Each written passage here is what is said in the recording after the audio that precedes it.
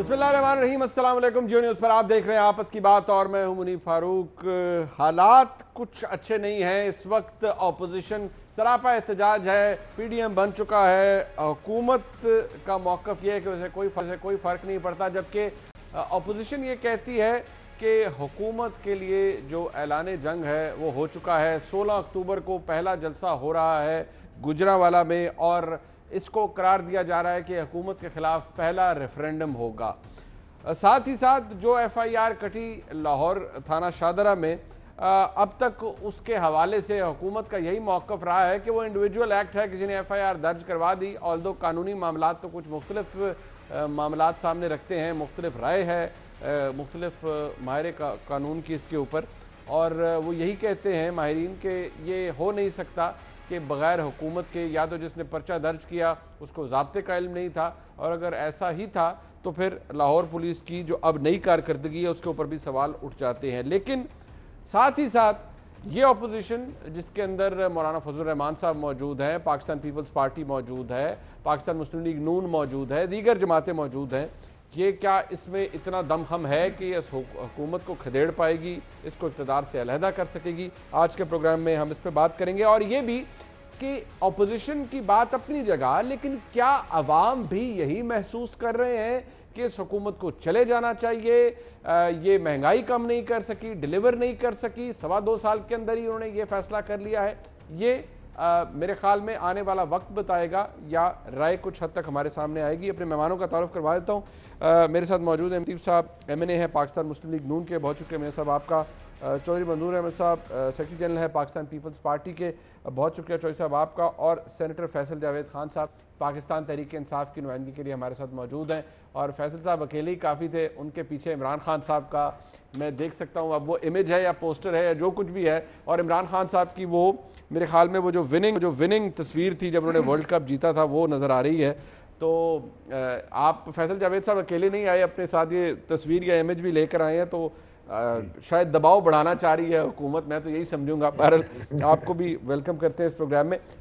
मैं ज़रा प्रोग्राम का आगाज़ करने से पहले मौलाना फजल रहमान साहब, क्या मौक़िफ़ है उनका जब उन्हें आज उनसे पूछा गया क्या सोच रही है और मामलात कैसे आगे जा सकते हैं? मौलाना साहब क्या कहते हैं? रसूल अवाम की हकीकी नुमाइंदा हुकूमत के क़याम के लिए एक सफ़र का आगाज़ कौमी सतह पर किया जा रहा है, जिसमें तमाम सियासी जमातों की आला क़यादत शरीक होगी और मुत्तहिदा हमारे पाकिस्तान डेमोक्रेटिक मूवमेंट की तरफ से, PDM की तरफ से पूरे मुल्क में जलसों, मुजाहरों और इज़्तिमाअत इज्तिमाअत का एक सिलसिला शुरू किया जा रहा है। तो इंशाअल्लाह मैं तो समझता हूँ कि पहले ही 2-3 जलसों में मुल्क के अंदर एक तब्दीली के एहसासात और असरात पैदा हो जाएंगे। जहाँ तक इस्तीफ़ों की बात है, ये हमारे मुत्तफ़िक़ा जो ऑप्शंस हैं उसका हिस्सा है, और आने वाले वक्त में इसको इम्कान को रद्द नहीं किया जा सकेगा। इमरान खान ने कहा है कि PDM में जितनी जमातें हैं हमें उनसे खौफ नहीं है, मुल्क में ना तब्दीली आएगी ना हुकूमत जाएगी। उसके पसीने छूटे हुए हैं, आपको पता नहीं है? पसीने छूटे हुए हैं इमरान खान साहब के, ये कहना है मौलाना साहब का। कितने महीने की मेहमान है ये हुकूमत? जरा ये भी सुन लीजिए मुस्लिम लीग नून की तर्जुमान क्या फरमा रही है, फिर फैसल साहब से पूछ लेते हैं। वो जो यूनिवर्सिटी बनानी थी ना, PM हाउस, जहाँ 55 रुपए के हेलीकॉप्टर से आते थे, उस PM हाउस में जहाँ यूनिवर्सिटी तो नहीं बनी लेकिन आपका सामान पड़ा है, जहाँ छुपकर आप रातों को रहते भी हैं, वहाँ से वो सामान उठा लें, क्योंकि 4 महीने के बाद घर जाने का वक्त हुआ जाता है और घबराने का वक्त शुरू हो चुका है। तो फिर फैसल साहब, आप घबरा भी रहे हैं, वज़ीर आज़म को पसीने भी आ रहे हैं, अपोजिशन तो बड़ी तगड़ी है अपनी जगह पर, और वो कहते हैं कि 2 से 3 जलसों के अंदर तब्दीली के असरात और एहसासात पैदा होने शुरू हो जाएंगे। तो घबराहट का आगाज़ हो गया है फैसल साहब आपके लिए? बहुत बहुत शुक्रिया मुनीब भाई, प्रोग्राम में बुलाया आपने, और बाकी पार्टिसिपेंट्स को भी अस्सलाम वालेकुम। बात यह है कि ये हमें बहुत खुशी होती है जब ये APC करते हैं और जलसे करते हैं, इससे हमें बहुत ज़्यादा फ़ायदा होता है। इन्हें ये मालूम होगा कि जलसे हमने इतने ज़्यादा किए और इतने बड़े किए हैं कि जब ये एटमॉस्फेयर होता है हम तो बहुत एंजॉय करते हैं जलसों का और ये पॉलिटिकल एक्टिविटी का, क्योंकि इसी में ये और ज्यादा बेनकाब होते हैं, क्योंकि वो चेहरे हैं जो 30 साल से पाकिस्तान में बारी बारी आते रहे हैं। तो पब्लिक इनको देखती है तो इनको बुरा भला भी कहती है, हमें फायदा होता है। और इमरान खान इनसे डिफरेंशिएट फर्दर होते हैं, जो कि डिफरेंट हैं। ये सब एक जैसे हैं, इनकी मनी लॉन्ड्रिंग एक जैसी, करप्शन एक जैसी, बैरून मुल्क असासे एक जैसे, तो ये एक जैसे ही इकट्ठे लगते हैं। तो जब जब ये इकट्ठे होते हैं या जलसे करते हैं, हम तो बहुत एंजॉय करते हैं। लेकिन ये मैं जरूर कहूंगा कि अगर इनको कंटेनर चाहिए या फिर बंदे भी चाहिए तो उसके लिए भी हम हाजिर हैं। अच्छा। हम बंदे भी बेच सकते हैं जलसे में, क्योंकि इनके पास लोग नहीं आते हैं। मौलाना साहब के साथ लोग आते हैं, इनके साथ नहीं आते हैं। लेकिन हम अगर कंटेनर चाहिए तो वो भी देते हैं, लेकिन एनआरओ नहीं मिलेगा, ये इमरान खान साहब ने क्लियरली कह दिया है। और दूसरी चीज ये है कि जरूर जलसा करें, लेकिन एक बात कहूंगा कि पहले भी इन्होंने एपीसी की काफी कुछ किया। एक बात कहूंगा कि the number you have dialled is not responding at the moment, please dial after 3 years।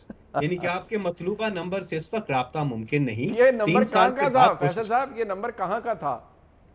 ये नंबर असल में नंबर ये एनआरओ का ही है। लेकिन मैंने कहा शायद कोई खास एक्सचेंज होगी, वहां का नंबर होगा। चले आपने कहा एनआरओ, तो आपको पता ही है सारा ये जो है उधर तो कोशिश करते ही हैं ये बहुत ज्यादा। बिल्कुल ठीक है, बिल्कुल। फैसल साहब कह रहे हैं चौधरी साहब के नंबर तुसी डायल कर तो आगे सर्विस प्रोवाइड नहीं हो रही। आप सर इंतजार करें 3 साल तक, मौलाना को भी कहें सब्र का प्याला पिए और शायद अवाम भी सब्र ही करे। वो मैं फैसल साहब से बाद में पूछूंगा भाई अवाम कितना सब्र करेगी, लेकिन जरा इंतजार कर लें। चौधरी साहब ये बहुत जल्दी कर रहे हैं सर, आप सब्र करें। अभी वो कहते हैं नंबर इज नॉट रिस्पॉन्डिंग। देखिए, इंतजार हमारा तो कोई इशू नहीं है, इंतजार लोगों से नहीं अब होता। अच्छा, ये नविश्ता दीवार नहीं पढ़ रहे। कल क्या हुआ पार्लियामेंट के बाहर, कोई कम से कम मैं मुतात अंदाजे के मुताबिक कहूं कि 50 से 60 हजार लोग थे, और वो सब एम्प्लॉइज थे। और उन्होंने जो कुछ कहा घंटों के अंदर आगे लेट गई हुकूमत, घंटों के अंदर लेट गई और लिख कर दे दिया, बाकायदा इन राइटिंग दे दिया। और जो कुछ इनके नुमाइंदों का वहां पे हाल हुआ है वो भी देख ले। अब हमने क्या करना है, हमने तो ये तो मांगे तांगे की हुकूमत है, बैसाखियों पे खड़ी है। जब ये जिन्होंने बैसाखियां दी हुई हैं 3 जलसों के बाद वो बैसाखियां पीछे हट जाएंगी, ये मुंह के बल गिरेंगे। इनकी क्या हैसियत है बेचारों की? इनकी कोई हैसियत नहीं है। ये तो ऐसे बस बड़के मारने के लिए और इस किस्म की। बाकी मतलूबा नंबर हम कोई ना नंबर डायल करेंगे, ना हमें किसी चीज़ की डायल करने की ज़रूरत है। हाँ, आपने दिया एनआरओ, आटा चोरों को दिया, चीनी चोरों को दिया, आपने कई अपने लोगों को, बेशुमार लोगों को आपने एमनेस्टी स्कीम देकर एनआरओ दिया। किस किस को दिया है ज़रा लिस्ट तो पढ़ें। आपने पर्सन स्पेसिफिक कानून बनाकर एनआरओ दिया, आपने बीआरटी पे एनआरओ दिया हुआ है, आपने खैबर बैंक पे एनआरओ दिया हुआ है, आपने मालम जब्बा पे एनआरओ दिया हुआ है, आपने वो फेक स्टूडेंट्स वाले केस पे एनआरओ दिया हुआ है, आपने दवाइयों के स्कैंडल पे आपने एनआरओ दिया हुआ है। आपने तो किस को और एनआरओ पे एनआरओ देते चले जा रहे हैं, एक को एनआरओ। और अभी ये जो अबराज ग्रुप का, ये जो अभी बशीर मेमन का इंटरव्यू आया है, जी, उसमें क्या कहा है कि वो 80 अरब रुपया देना था, उसको क्या एनआरओ नहीं दिया? वजीर आजम क्या कह रहे थे कि इनको क्लीन चिट दें। और अभी उनका जो पावर पे लिया है, ये जो नया एक तोहफा लिया है इन्होंने, पावर का बनाया है, मुशीर बनाया है, जी, वो कौन है? वो उसी आरिफ नकवी जो इंटरनेशनल फ्रॉड में मुलव्वस है। और उसकी जेब में से सबसे पहला फोन जो निकला वो निकला कि आप क्लोज कांटेक्ट कौन है? इमरान खान, अच्छा, और आरिफ अलवी।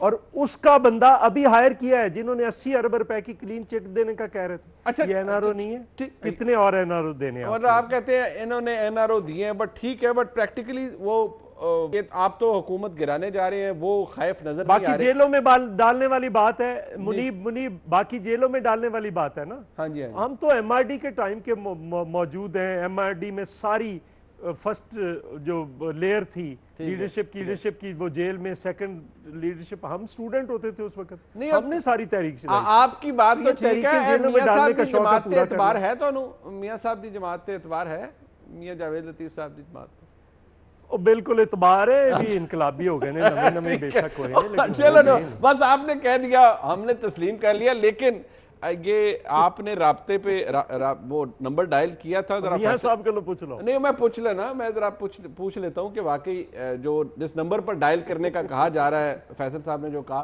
फैसल वाडा साहब ने क्या कहा था, दरअसल वजाहत कर दीजिएगा। फैसल साहब कुछ फरमा रहे थे, वफाकी वजीर हैं, क्या सुनिए।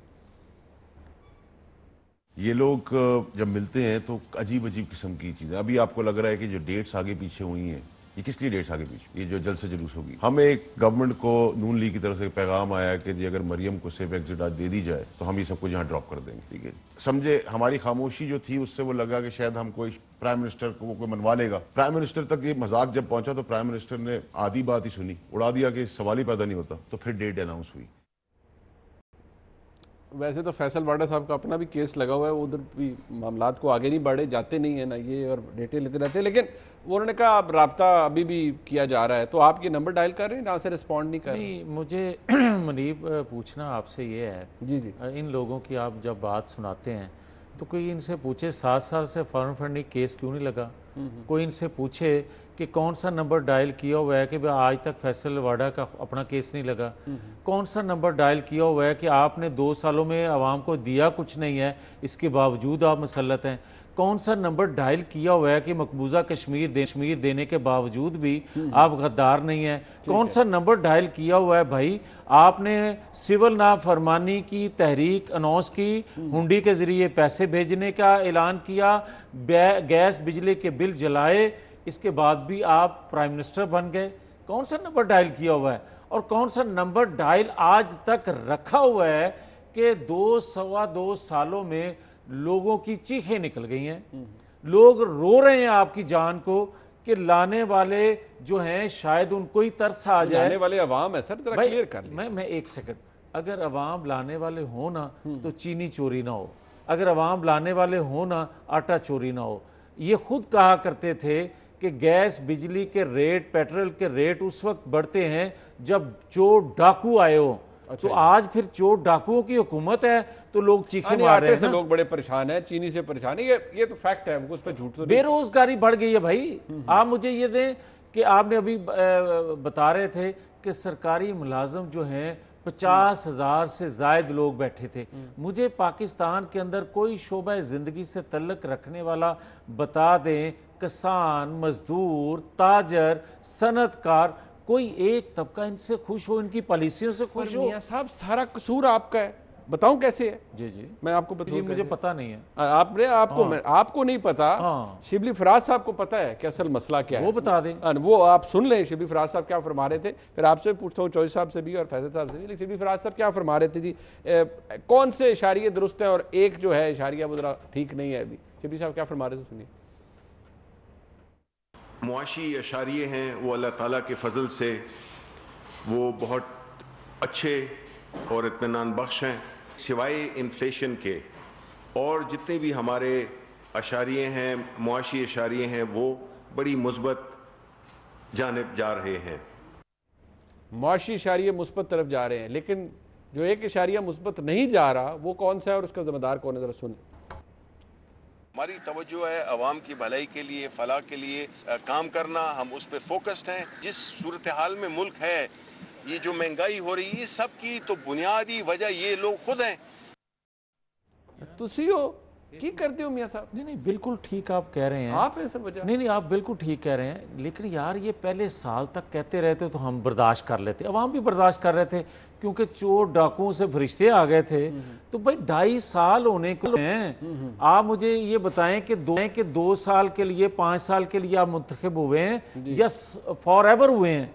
भाई अगर तो आप 50 साल के लिए हुए हैं, 3 साल है ना। अच्छा एक सेकंड ना, मैं आपकी खिदमत में यही गुजारिश करना चाहता हूँ कि कोई भी मुंतखब हुकूमत की सिमत या उनके कारकर्दगी 2 सालों में जांची नहीं जा सकती। और अगर 2 साल कम है तो फिर बाकी 3 साल को ज़्यादा तो नहीं रह गए। मगर इसके बावजूद मैं ये कहूँगा, आज हमें गद्दारी के जो मेडल पहनाए जा रहे हैं, गद्दारी के मेडल हम सीनों पे सजाएंगे। हम ये समझते हैं कि हम आइन कानून की बालादस्ती के लिए, जमहूर के लिए जो आवाज़ बुलंद कर रहे हैं, कर क्या रहे हैं? मतलब आप इतने नजरियाती हो गए हैं? वो अभी चौधरी साहब कह रहे थे आप नजरियाती हो गए हैं, अच्छा मैं एक ਇਹਦਾ ਮਤਲਬ ਇਹ ਸੀ ਨਾ ਚੋਇਸ ਸਾਹਿਬ ਵੀ ਕਹਿ ਰਹੇ ਤੁਸੀਂ ਨਵੇਂ ਨਵੇਂ मैंने एक जो नंबर डायल करने की बात की थी ना, इनकलाबी नजरियाती थे पहले तो ही नहीं। अच्छा नजरियाती है, इनकलाबी हो जो नंबर डायल करने की बात की थी ना मेरे भाई ने, जी जी वो नंबर तो डायल है, आपने किए? इनके पास है ना, तुसी कीता भाई है, वो आपको कह रहे थे। फिर अगर हमें कहते थे तो आज हमारी हुकूमत नहीं है, इसका मतलब हम रॉन्ग नंबर डायल कर लिया हमने। हाँ, जिन्होंने डायल किया हुआ है उनके पास फिर हुकूमत है। और दूसरी मैं ये अर्ज करूं, ये बात सुन लें जी और जहन में रख लें मियां साहब, और 16 तारीख नू आवाम दा नंबर डायल कर रहे हैं। अच्छा लेकिन इसके बावजूद भी चौधरी साहब मैं इनसे मिन्नत करता हूं, मैं इनसे रिक्वेस्ट करता हूं, लाने वालों से भी, खुदा के लिए मशरकी पाकिस्तान की तारीख ना दोहराई जाए, 67 की तारीख ना दोहराई जाए। उस वक्त भी पहले करप्ट कहा गया उस वक्त के लीडरशिप को, उसके बाद कहा गया कि ये गद्दार हैं। गद्दार जो थे वो मुहिब्बे वतन निकले, मगर 21 तोपों की सलामी देने वाले को, जिसको कब्र में उतारा गया, आइन तोड़ने वाले को, पाकिस्तान के टूटने का सबब बनने वाले को अगर इस तरह किया जाएगा तो खुदा के लिए बचे कुछ पाकिस्तान पर रहम करें, इस पर रहम करें। मैं आपसे दरख्वास्त करूंगा सर, अब चौधरी साहब भी माशाल्लाह, आप भी सब जानते हैं वो शेख मुजीब दा केड़ा पनामा सी। अच्छा मुझे ये बताएं उसकी कौन सी हसैन शहीद सोहरावर्दी को सबसे पहले करप्ट कह के नाहल किया गया था। मुझे मैं डिनाई नहीं कर रहा, लेकिन सर आप मिला कर रहे हैं जाके। अयूब खान ने जब उसको इलेक्शन से अलग किया, उसको नाहल करवाया, कहा कि ये करप्ट है, उस वक्त पाकिस्तान के पास है क्या था जो उसने करप्शन कर ली थी। अच्छा सर जरा मैं फैसल साहब के पास दोबारा चलता हूँ। फैसल साहब जरा आपका नंबर डायल है जी, और आपने मुतअद्दिद एनआरओज दिए हैं, लेकिन फिर भी आपको कुछ नहीं होता, आपके साथ मौजूद है हर चीज, आपका सपोर्ट सिस्टम बड़ा जबरदस्त है। ये अवाम का नंबर डायल करने जा रहे हैं, आपको मसाइल होने जा रहे हैं, ये कंफर्म है। और अब मियाँ जावेद लतीफ साहब की जमात भी इनकलाबी हो गई है, तो जरा आप खातिर जमा रखें फैसल साहब। जी, पहली बात तो यह है कि ये कोई अवाम का नंबर डायल करने नहीं जा रहे। अच्छा, ये सिर्फ अपनी चोरी और करप्शन को बचाने के लिए जा रहे हैं, कोशिश कर रहे हैं, और इमरान खान साहब को ये डॉक्यूमेंट भेजते हैं बार बार शाह महमूद कुरैशी साहब के थ्रू। अच्छा, शाह साहब भी इस पे हंस देते हैं और इमरान खान साहब भी हंस देते हैं। ये हमारा नंबर डायल कर रहे हैं, ये इमरान खान साहब का नंबर डायल कर रहे हैं, वो रिस्पॉन्ड नहीं करेगा अभी। अच्छा, आपको 3 साल इंतजार करना पड़ेगा, जब इलेक्शन होगा फिर आप कहेंगे इलेक्शन हारेंगे, फिर आप कहेंगे धांधली हो गई है, फिर आप ज़रूर दोबारा एहतजाज के लिए निकले। तो कहने का मतलब है इनके मतलूबा नंबर से फ़िलहाल रब्ता मुमकिन नहीं है, 3 साल बाद ज़रूर कोशिश करें। तो अभी तो ये नंबर बिजी है अवाम की खिदमत में, और वो अवाम को पता है। इसी तरह ये कहते रहे खैबर पख्तूनख्वा में जब हमारी हुकूमत आई थी, किधर है नया खैबर पख्तूनख्वा, किधर है नया, 3 साल तक इन्होंने वो कहते रहे। लेकिन गुड गवर्नेंस की ये मिसाल, चाहे वो कोई भी शोबा हो, इन्वायरमेंट हो, लॉ एंड ऑर्डर हो, पुलिस हो, सेहत हो, एजुकेशन हो, गुड गवर्नेंस की मिसाल है कि पाकिस्तान की तारीख में पहली बार ना सिर्फ एक पार्टी की गवर्नमेंट वापस दोबारा आती है, बल्कि डबल वोट लेके आती है खैबर पख्तूनख्वा में। इससे पहले कभी नहीं हुआ, और खैबर पख्तूनख्वा में हमेशा कारकर्दगी पे वोट दिया जाता है, ये आप जानते हैं। ये आप किसी भी माहिर सियासत से पूछ लें जिन्होंने इलेक्शन देखी हो। तो हमारी कारकर्दगी, मैं एक बात कर रहा हूँ मुनीब भाई, ये जो बात कर रहे थे ना, अवाम ये जानती है इमरान खान साहब को 2 साल हुए। इमरान खान साहब ने ना अपने अपार्टमेंट्स बाहर बनाने हैं, ना सरे महल बनाने हैं, ना एवन फील्ड अपार्टमेंट बनाना है, ना उन्होंने बैरून मुल्क असासे बनाने हैं, ना उन्होंने कोई कारोबार करना है। उनका जीना मरना पाकिस्तान में, उन्होंने सब कुछ वो पाकिस्तान के लिए करे। और इमरान खान के बारे में ये भी लोग जानते हैं कि जो भी जिंदगी में उन्होंने कहा अल्लाह के फजल से वो करके दिखाया। और ये जी फैसल भाई, जरा मुझे एक तो बहुत काबिल एहतराम है जनाब चीफ जस्टिस पाकिस्तान, उन्होंने भी फरमाया कि वो पेशावर में अभी भी वो भी कहते हैं कि भाई धूल ही धूल है, वो बिलियन ट्री सुनामी के दरख्त उनको भी नज़र नहीं आए। लेकिन चले, उन्होंने जो फरमा दिया वो बात ठीक है, उनका एक अपनी ऑब्जर्वेशन होगी। लेकिन मुझे ये बताइए कि ये जो अवाम, अब शिबली साहब कहते हैं कि जी बाकी सारे इशारिये मुस्बत, ये महंगाई का इशारिया जो है ये अभी तक ठीक नहीं है। तो फिर सर लोग तो आपसे पूछ रहे थे कि भाई 2 साल में हमें आम आदमी का तो मसला वही है, आटा चीनी घी ये मसाइल है ना, तो आप उसको क्या कहेंगे फिर कि भाई नहीं हमने बाकी सब ठीक कर दिया, ये जरा भी आप थोड़ा सब्र करें। कैसे लोग ये, क्योंकि ये कहते हैं मियां साहब के लोग आपसे तंग आ गए हैं।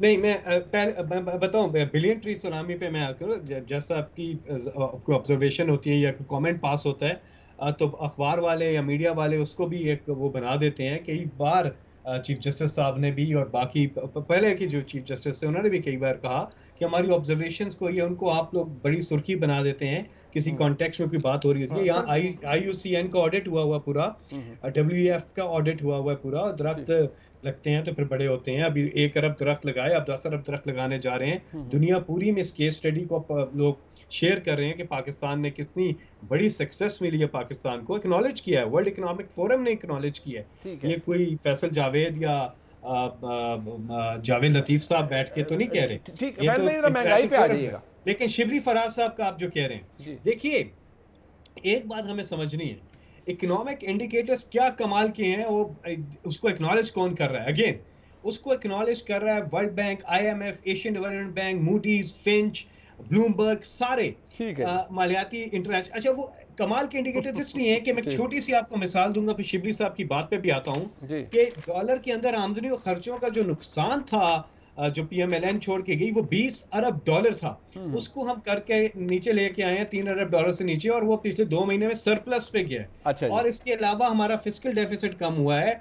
चीज़ा चीजें आपको बताता हूं, लेकिन महंगाई की बात यह है, महंगाई की बात करूंगा ना, जो आप कह रहे हैं वो कह रहे हैं, देखें महंगाई इनके दौर में जो बिजली के इन्होंने इतने महंगे मुआहदे किए, इन्होंने सारा वक्त अपने करप्शन करने और उसमें लगाया, कोई इन्होंने आवाम के लिए काम नहीं किया। इमरान खान साहब ने आके ये सारी चीजें, और जब आप रिफॉर्म्स लेके आते हैं, जब आप इदारों को बहाल करते हैं, ठीक करते हैं, वक्त जरूर लगता है, कठिन रास्ता होता है, लेकिन इंशाल्लाह आगे जाके महंगाई कम होनी है। अच्छा ठीक है जी, ठीक फैसल भाई, मैं चौधरी साहब के पास आना है और फिर मियां साहब का भी मौका लेना है। चौधरी साहब काफी दफा आप जब फरमा रहे हैं, चौधरी साहब मुस्कुरा रहे थे बहुत सी। चौधरी साहब मुआशी इशारे बड़े तगड़े हैं, मैं ब्रेक के बाद आपको आई एम श्योर मैं जब आपसे पूछूंगा आप भी यही कहेंगे मुआशी इशारे बहुत तगड़े हैं इस हुकूमत के, तो तुसी सोच लो तुसी 16 नू की करना है, मतलब अभी भी एहतजाज करना है आपने या नहीं करना है। एक ब्रेक के बाद बात होगी हमारे साथ। रही है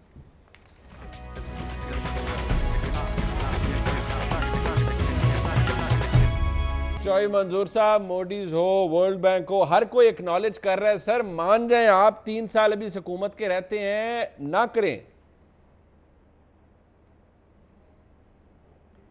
देखिए मैं तो आपको एक ऑफर कर रहा हूं आपके प्रोग्राम के जरिए, फैसल जावेद साहब को, इमरान खान को, इस हुकूमत को जी बिल्कुल तहरीक नहीं चलाते, ख़त्म कर देते हैं।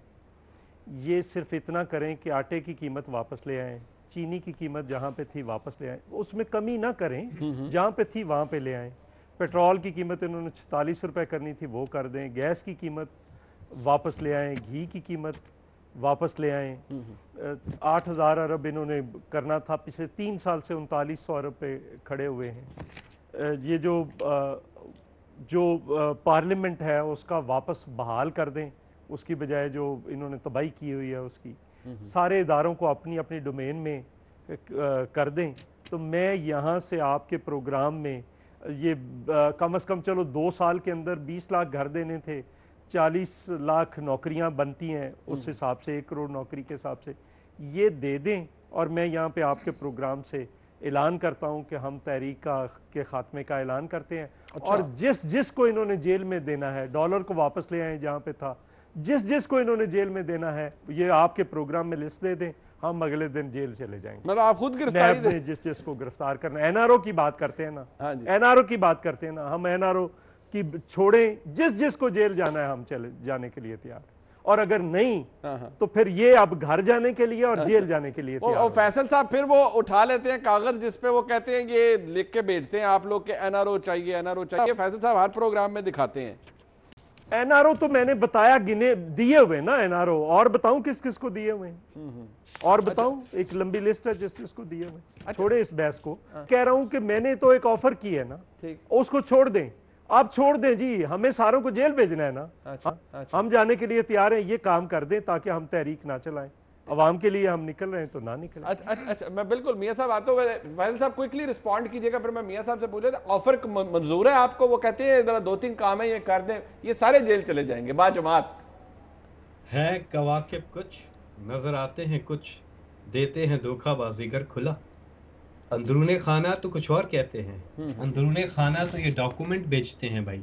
इसमें ये चीज़ तो नहीं है जो इन्होंने कहा, इसमें तो एक चीज़ है, चौधरी शुगर मिल्स, अल अजीजिया, एवनफील्ड अपार्टमेंट्स, सरे महल, ये सारे केसेस खत्म कर दें तो हम तहरीक नहीं चलाएंगे, हम असेंबलियों में भी आपका साथ देंगे, कोई कानून साजी करनी है उसमें भी आपका साथ देंगे। तो बात तो वो ये करते हैं। अभी क्या कह रहे हैं, नहीं आप चौधरी साहब बड़े वो हैं, लेकिन आप इनके बाकी लोग जो भी है ना, चौधरी साहब तो खैर एक, इनके सारे लोगों में प्रॉब्लम नहीं है। मैं आपको ये भी बताऊं मुनीब, हम लोग अपनी असेंबलियों में, सेनेट के अंदर, कमेटीज के अंदर इकट्ठे काम करते हैं। PMLN पीपल्स पार्टी के लिए हमारे दरवाजे खुले हुए हैं, लेकिन एक खास ग्रुप है इनकी पार्टियों में जो बिल्कुल सारे पार्लियामेंटेरियंस हमारे लिए मोहतरम है और हमारे साथ कमेटी चंद के नाम ही ले लिया करें, फिर आप कहते हैं कोई ग्रुप है। अब वो ग्रुप पीपल्स पार्टी के अंदर कौन सा ऐसा ग्रुप है? सेक्रेटरी जनरल है ये अपनी पार्टी के, मंजूर साहब है, जिसने करप्शन की है वो इमरान खान के खिलाफ है। बस सीधी बात है, इसको सिंपलीफाई कर दें। बात ठीक हो गया। जिसने करप्शन की है मियां जावेद लतीफ साहब, वो इमरान खान के खिलाफ है। कौन खिलाफ है आपकी? एक ऑफर किया है चौधरी मंजूर साहब ने, एक ऑफर मैं करता हूँ। मैं कहता हूँ कि बकौल इनके कि हम करप्ट हैं, इसलिए हम NRO मांगते हैं, इसलिए हम ये तहरीक चलाते हैं, इसलिए हम शोर करते हैं, इनको कोई और रात को डॉक्यूमेंट्स देते हैं। मैं कहता हूँ कि ना महंगाई कम करें, ना बेरोज़गारी ख़त्म करें। 2018 में जो पोजीशन थी वो भी ना लेके आए, आज की पोजीशन में ही रहने दें। मगर एक सवाल है, एक काम कर दें, फिर भी हम गिरफ्तारियां भी दे देंगे, ये जुल्म भी बर्दाश्त कर लेंगे और तहरीक भी ख़त्म कर देते हैं। वो है मकबूजा कश्मीर वापस कर दें। अगर इन्होंने थोड़ी यार मेरी बात तो सुन लो ना। अच्छा जी भाई, हमने सारी मुसीबतें भी सही, सारी मुसीबतें भी सही, और उसके बाद एक सेकंड फैसल एक सेकंड फैसल, माफी चाहता हूँ मैं सिर्फ ये सवाल करता हूँ कि मैं चौधरी मंजूर साहब को भी मना लूंगा, अवाम से भी हाथ जोड़ के उनको मिन्नत कर लेंगे कि ये जालिम मुसल्लत हो गए हैं, इनको 2-3 साल और बर्दाश्त कर लो, हम माफ़ी मांग के जेलों में चले जाएंगे। मगर 70 साल जिस मकबूजा कश्मीर की आज़ादी के लिए लोग लड़े हैं, वो सवाल करते हैं कितने में बेचा है और जो पैसा आया है वो कहाँ खर्च किया है, वो अवाम को वापस लुटा दो भाई, इस पे सौदा कर लो। ये सारी की सारी तहरीक ख़त्म कर देते हैं, जेलों में भी चले जाते हैं, अपना इंतकाम भी पूरा कर लो। दूसरा एक सवाल आप बार बार करते हैं कि आपने किया क्या है, वो सवाल का जवाब ले लो। हम कहते हैं कि जब हम आए थे पाकिस्तान के अंदर दहशतगर्दी थी, पाकिस्तान के अंदर बिजली नहीं थी, पाकिस्तान की मईशत का जो हाल था, हम आपको कहते हैं कि हमने अपने 5 सालों में पाकिस्तान के अंदर बिजली के कारखाने लगाए, पाकिस्तान में अमन लेकर आए, पाकिस्तान की मईशत को संभाला दिया और CPEC का तोहफा आपको दिया। अच्छा, इसके बाद भी अगर आपको चैन नहीं है, फिर भी हम करप्ट हैं, तो फिर कश्मीर दे दो वापस। अच्छा, ये फैसल साहब से जरूर पूछता हूं, लेकिन मुझे चौधरी मंजूर साहब एक बात, ये तासुर अगर ऑपोजिशन के बाद ये गलत, तो फिर इन मामला देखिए कुछ बातें ऐसी होती हैं जो सामने आ जाती है। अब जैसे मखदूम अमीन फ़हीम साहब के बेटे थे, उनको नैब ने गिरफ्तार किया, बिलावल भुट्टो साहब का ट्वीट है या फेसबुक पे आ गया सब कुछ जी कि वो मजम्मत कर रहे हैं कि ना जी ना इल्ज़ाम बताया ना कुछ।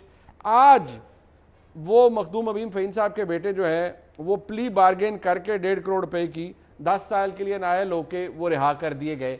अब मुझे बताएं, अब ये हुकूमत के तर्जुमान जब इसके ऊपर ट्वीट्स करेंगे, ये अनडिनाइबल फैक्ट्स हैं, वो उन्होंने करप्शन नहीं की, वो 1.5 करोड़ रुपए का प्ली बार्गेन करके बाहर आ गए, तो हुकूमत यही तो कहती है कि आप लोगों की जो आप दिखा रहे हैं वो कुछ और है, आप दिखा रहे हैं कि अवाम का दर्द है, लेकिन जो कर रहे हैं वो अपने केसेस के लिए कर रहे हैं, अपने मामलात के लिए कर रहे हैं। चौधरी साहब फैसल, अपने मुनीब साहब, कई लोग लड़ सकते हैं, कई लोग नहीं लड़ सकते होते। एक बंदे ने ये महसूस किया कि 1.5 करोड़ रुपए दे कर इनसे जान छुड़ा लो, बजाय इसके कि आप 1 साल जेल में रहें। खुर्शीद शाह साहब को साल से ज़्यादा हो गया ना। कहाँ से शुरू हुए थे? 500 अरब से शुरू हुए थे। क्या निकला है? आज तक रेफरेंस नहीं फाइल कर सके।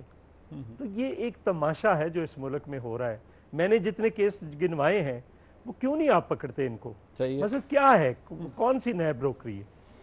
तो ये एक ड्रैकोनियन लॉ है जो गिरफ्तारी का है, जिसकी वजह से आपने उसको नोटिस दिए बगैर गिरफ्तार कर लिया। तो उसके बदले में उन्होंने ये बेहतर समझा। कई लोग हैं वो अप्रूवर बन रहे हैं, वो बेहतर समझ रहे हैं।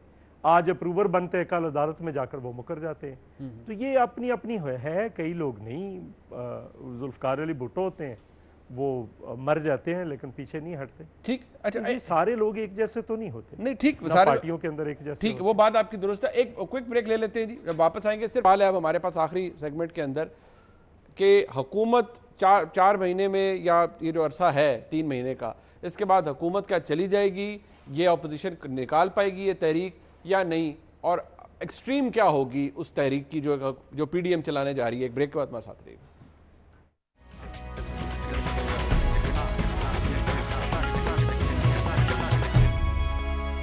से पूछ लेता हूँ, फिर जरा फैसल साहब के पास कंक्लूजन के लिए आएंगे। मियाँ साहब, एक्सट्रीम क्या है, इंतहा क्या होगी आपकी तहरीक की? आपने बयान तो बता दिया 26 नुकात में कि हमने जाना है जनवरी के अंदर लॉन्ग मार्च करने, डिसाइसिव लॉन्ग मार्च। हुकूमत गिरा पाएंगे आप? क्योंकि आप इसके खुद मुखालिफ रहे हैं कि ये अवामी इज्तिमाओं से, धरने से, लॉन्ग मार्च से हुकूमतें नहीं जानी चाहिए। मैंने 2 चीज़ें आपको अर्ज़ की थी। एक कहा चौधरी मंजूर साहब ने कि 2018 की पोजीशन में ले आए तो हम तहरीक नहीं चलाएंगे। मैंने आपको एक दूसरी ऑप्शन दी कि मकबूजा कश्मीर ये वापस कर दें, हम तहरीक नहीं चलाएंगे। अब आ जाएं कि आप गफूर हैदरी की जो स्टेटमेंट है, जो वो कह रहे हैं कि नवाज शरीफ के लिए ये करना है और आप रुकावट ना बने, कोई वजाहत आई उसकी? नंबर 1। नंबर 2, इनके पंजाब असेंबली, वो तो अपोजिशन के लोग हैं, इनके अपने पंजाब असेंबली के स्पीकर हैं, वो स्टेटमेंट देते हैं, कोई वजाहत नहीं आई आज तक। वो कहते हैं कि एक जर्नल ने मुझे बुलाया, हम शिकायत लेकर गए और हमने कहा कि हमारी जमात को तोड़ा जा रहा है, और उन्होंने दूसरे जर्नल के पास भेजा कि इनकी शिकायत को ड्रेस करो। हमने उनसे कहा कि जनाब ये सबूत हैं हमारे पास, हमारी जमात को तोड़ के दूसरी जमात PTI बनाई जा रही है। सर वो पुराना मामला है ना। मेरी बात तो सुन लेना। आज की बात भी यही है। आज की बात यही है कि हर अदारे को अपनी डोमेन में रहना चाहिए जो आइन कानून ने उसको दी है। सर अगर आज आपकी जमात को तोड़ है, मैं वही तो अर्ज कर रहा हूं कि ये सारा कुछ जो इंतकामी कार्रवाइयां हो रही हैं, ये किसके लिए हो रही हैं? मगर हम ये कहते हैं ये इंतकामी कार्रवाइयां करते रहो, ये शौक पूरा करते रहो, मगर हमारा मौकफ ये है कि जब आइन कानून से हट के कोई काम करते हो फिर लोगों को महंगाई का सामना करना पड़ता है। हुकूमत गिरा पाएंगे या नहीं PDM? आपका मौकफ फिर चौधरी साहब से फिर सुन लो। आपको मैं मुनीब फरूक साहब ये कह रहा हूं कि अगर लीडरशिप के बगैर ये तहरीक चलती तो उसका नुकसान अदारों को भी होना था, रियासत पाकिस्तान को भी होना था। ये खुशकिस्मती है कि लोग अपनी गर्दनें लीडरशिप पेश कर रही है कि भले हमें अंदर कर दो, मगर हम आवाम की आवाज़ बनेंगे। और मुझे कम अज़ कम ये लग रहा है कि ये दिसंबर से आगे काम चलता नज़र नहीं आता। जब जमहूर निकल आए तो फिर किसी चट्टान को सामने खड़ा करने से वैसे आपकी भी सर नहीं लेकिन सुन लें, ये नॉर्मल हालात नहीं है। अगर जो ये कहते थे ना सिविल नाफरमानी, जो अनारकी की बात करते थे, ये कहते थे, मगर अमलन इन्होंने हालात ऐसे बना दिए कि होने जा रहा है। चौधरी साहब ये आप इस हुकूमत को खदेड़ पाएगी PDM? जरा मुझे अपना मौकफ दे दें कि आप इसके मुखालिफ रहे हैं, ये धरनों के, ये कि लॉन्ग मार्च से हुकूमतें नहीं जानी चाहिए। नहीं, धरना कौन सा अभी तो हो रहा है। मैं तो सिंपल कहता हूं कि ये तो साहिल समंदर पे बने रेत के ग्रौंदे हैं। अवामी लहर का सिर्फ अवामी लहर आएगी और ये खसो खाशाक की तरह बह जाएंगे। और रही बात इनकी, ये तो बैसाखियों पे खड़ी हुकूमतें हैं। एक जलसे के बाद वो बैसाखियां पीछे हट जानी है और ये ऐसे धड़ाम करके जमीन पे गिर जाएंगे। और इन्होंने कहा ना कि नंबर डायल मतलूबा, ये नंबर भी डायल इनके शुरू हो जाएंगे। इनकी घंटियां बजना बल्कि घंटे बजने शुरू हो जाएंगे 16 के जलसे के बाद। देख लेना क्या होता है। आपने कल नहीं देखा और उसके बाद किया हुआ नंबर है, ये तो वो डायल बेचारे किया हुआ नंबर रिसीवर नहीं इन उठाएगा। बेचारों को तो इश्यू ही नहीं है। अच्छा, उधर कॉल अटेंड इन देखो ना, और सार घंटे बजने शुरू हो जाएंगे तो उसी की गल नहीं, बट चौधरी साहब, मैं इससे पहले कि फैजल साहब के पास जो मतलब ये है कि लोगों ने मैं एक सिर्फ एक बात देखिए, मैं इनसे कहता, आपके प्रोग्राम में मैंने कहा था कि अगर हमारी सियासी पार्टियों ने अपना रोल अदा ना किया तो लोग निकल आएंगे। कल का आपको नजर नहीं आ रहा? जी जी, अच्छा ठीक, कितने तरद्दुत के बाद आप 50-60 हजार बंदा सरकारी मुलाजम। अच्छा नहीं, चौधरी साहब मुझे ये बताएं सर, अगर हालात उस तरफ गए, मुतफिका इस्तीफों की बात होती है, आप देंगे इस हुकूमत को खदेड़ने के लिए सिंध हुकूमत से इस्तीफा? चौधरी साहब सर, पहली बात तो ये किधर आप हमें लेकर जाते हैं? वो इस्तीफों पे हमें देने की बात क्या कर रहे हैं? हम लेने आ रहे हैं। अच्छा, ये बहुत जल्दी इस्तीफे देंगे। अच्छा, ये आप देंगे? किसकी बात कर रहे हैं? फैजल ये साहब हाथ बांध कर इस्तीफे देंगे और घरों को जाएंगे। वो कहते हैं, शिबली फराज साहब कहते हैं हम इलेक्शन करवा देंगे। चौधरी साहब वो कहते हैं करवा देंगे हम, आप छोड़े सीटें। ओ केड़े इलेक्शन जी, इलेक्शन ओ ये बेचारे इलेक्शन करान जोगे ने छड़ो। नहीं, इमरान खान साहब ने भी कहा है, वो तो इस जोगे हैं ना, वज़ीर आज़म है पाकिस्तान के, क्या हो गया है? अच्छा चले, दूसरी नाम ओ भाई ये इस्तीफे खुद देंगे। ठीक है, आप हमारे इस्तीफों की बात कर। ठीक है फैसल साहब, आपने लिखना शुरू कर दिया होगा डर के इस्तीफा अपना। अब काफी चीजें इकट्ठी हो गई हैं। मैं लेकिन फैसल आपसे इस्तीफा नहीं लेंगे, आप हमारे भाई हैं, अच्छे लोग हैं, माफी है सेनेटर्स को, कुछ लोगों से लेंगे। अच्छा नहीं, फैसल साहब रहेंगे, फैसल साहब आप रहेंगे सर। आप इस्तीफा लेने वाले हैं ही नहीं। अच्छा, आप इस्तीफा देने वाले हैं, उनको दे दे। आप दे दे। अच्छा, तीन चार चीजें इकट्ठी हो गई। जी जी। पहली बात तो ये कश्मीर की बात कर रहे थे, मकबूजा कश्मीर पे इनको चाहिए ये नंबर मिलाएं नवाज शरीफ का, ठीक, और उनसे कहें कि अपने यार मूडी से, जिसको शादियों में बुलाते हैं, जिससे खटमंडू में सीक्रेट मीटिंग्स करते हैं, जहाँ वो बिजनेस करते हैं, उससे बात करें। ये जो कह रहे थे ना कि आप हमें दे दें, आपने कुलभूषण यादव का नाम तक नहीं लिया था। आज जिधर कश्मीर को इमरान खान साहब कॉज को लेकर गए हैं, ये पहले भी इन्होंने धरना कर दिया था जब कश्मीर हेडलाइंस उसका कौन बना हुआ है। अच्छा, दूसरी चीज, नहीं आप एंकर नहीं है ना, दूसरी चीज अमन कहते हैं, हम आए थे तो हम अमन लेके आए थे। अमन जो लेके आए थे, पाकिस्तान की फौज लेके आई थी, जिनको आज आप बुरा भला कहते हैं, जिन्हें आप सियासत के अंदर धकेलते हैं, जिन पे आप तकरीरें करते हैं, वही फौज, वो 70,000 लोग जो हमारे शहीद हुए, वो हमारे सिपाही, वो हमारे पाकिस्तान के शहरी, वो जो 123 बिलियन डॉलर का जो नुकसान हुआ पाकिस्तान को, किसकी चीज के लिए? दुनिया के अमन के लिए, पाकिस्तान के अमन के लिए। तो उसका पूरा क्रेडिट अफवाज पाकिस्तान को जाता है, आपको बिल्कुल भी नहीं जाता। और तीसरी चीज, ये कह रहे हैं कि जी हम निकलेंगे तो इनको ये हो जाएगा, इनको वो हो जाएगा। तो बाबा फिर आप निकले ना, आप कभी तारीख बदल देते हैं। इनके साथ एक बड़ी चीज होने वाली है, मैं अभी बता रहा हूं आपको। इन्होंने बड़ी प्रेडिक्शंस की हैं। एक प्रेडिक्शन ये है कि पीपल्स पार्टी पे हमें और मौलाना साहब पे, दोनों पे तरस आ रहा है। अच्छा। इनके साथ होने क्या वाला है, इनको मियाँ साहब चकमा देके निकल लेंगे, वो इस तहरीक से बाहर निकल लेंगे, पीपल्स पार्टी को भी और मौलाना फजल, और इनके अंदर के लोगों को इस बात का पता है कि मियाँ साहब जो, और इनके बड़े कुछ सीजन लोग हैं, पुराने लोग हैं, पॉलिटिक्स में है, पीपल्स पार्टी में, आप उनको फोन करके भी पूछ सकते हैं, उनको भी पता है कि मुस्लिम लीग नून जो है पीपल्स पार्टी को चकमा देने वाली है। ओए होए होए होए होए होए मियां साहब, वैसे तो प्रोग्राम का वक्त खत्म हो गया, लेकिन अश कर उठे हैं यार। अच्छा, चौधरी साहब भी देखे, वो अब मुस्कुरा रहे हैं, लेकिन वो कह रहे होंगे यार को पता तो नहीं। वैसे ये किसी तवीज धागे वाले ने बताया इनको। नहीं, मुझे क्या पता, वो आपका पास्ट रिकॉर्ड बता रहा है। ये तो वही कोई बता सकता है। पीपल्स पार्टी वालों को पता है, पीपल्स पार्टी वालों को पता है। उन्होंने मंजूर साहब, चौधरी साहब जरा 1 मिनट में बता दें सर, बल्कि 10 सेकंड में, एतबार है जी। हमें बहुत कुछ पता है।